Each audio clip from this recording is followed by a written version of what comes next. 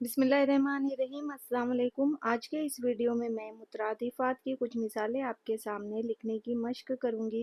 मुतरादिफात का मतलब होता है ऐसे अल्फाज जो मानी में एक दूसरे के करीब या एक जैसे होते हैं।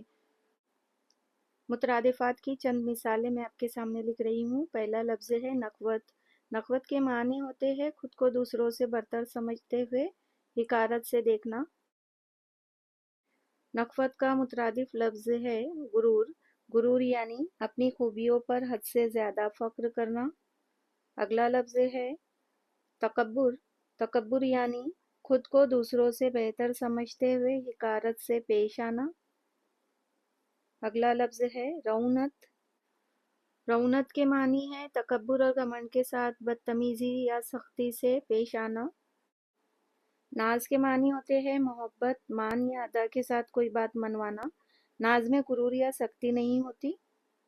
अगला लफ्ज़ है अकड़। अकड़ के मानी है गुरूर, घमंड या जिद के साथ सख्ती से पेश आना या खुद को बड़ा जाहिर करना।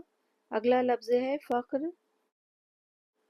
फ़ख्र के मानी है अपनी या किसी से वाबस्ता किसी अच्छी चीज़ पर खुशी और इज़्ज़त महसूस करना। खुद नुमाई के माने हैं अपनी खूबी और दौलत, इल्म या किसी खास चीज़ को दूसरों के सामने जाहिर करके दाद या तारीफ हासिल करना। इसमें दिखावा और फ़ख्री अंदाज शामिल होता है।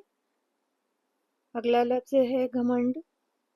घमंड और गुरूर तकरीबन हम मानी हैं, मगर घमंड में कुछ ज़्यादा नफरत और हिकारत शामिल हो जाती है। आखिरी लफ्ज़ है खुद पसंदी।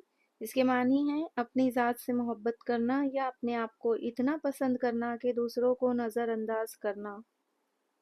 यानी इंसान अपनी खूबी और सलाहियतों में इतना गर्क हो जाता है कि वो सिर्फ अपने बारे में ही सोचता रहता है और दूसरों की कमियों या ज़रूरतों को अहमियत नहीं देता।